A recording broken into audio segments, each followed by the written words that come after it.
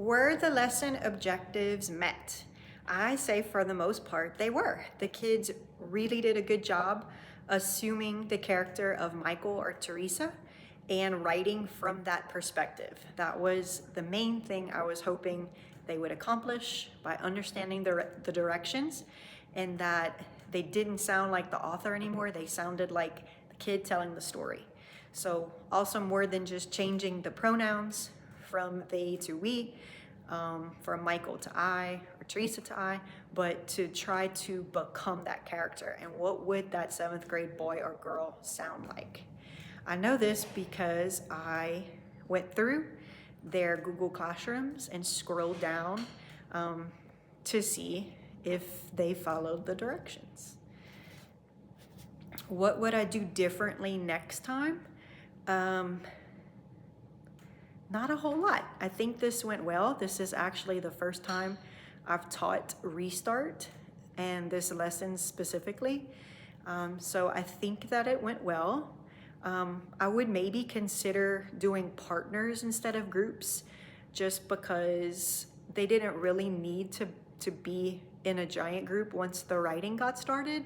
I do feel it's better to be a partner than individual, just to bounce ideas off one another, and letting them maybe even choose a friend to work with so they are in their comfort zone and not next to someone that they don't really speak to, can be kind of shy. What happened after the video stopped? So I asked for volunteers to let me put their paper on the big screen in front and critique it in front of everybody. And I think a lot of growth takes place in that time period. So I have them, stop typing and listen to some good examples that I had chosen from a previous hour, a good Michael example, a good Teresa example, and then I let them, and some of them were still a work in progress, but can I put yours up and let's critique it? And I gave feedback, and then I also asked them to give their classmates feedback. What did you notice? What could this person do to improve their paper? I think the lesson was overall successful. I did enjoy the story. I think that the kids really enjoyed it because it's relatable. They're in 7th grade. It's called 7th grade, even though their first day of 7th grade wasn't quite the same.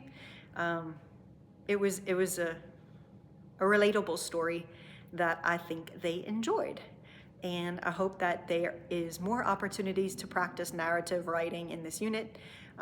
As it's new and I'm still learning it, we shall see. But so far, so good.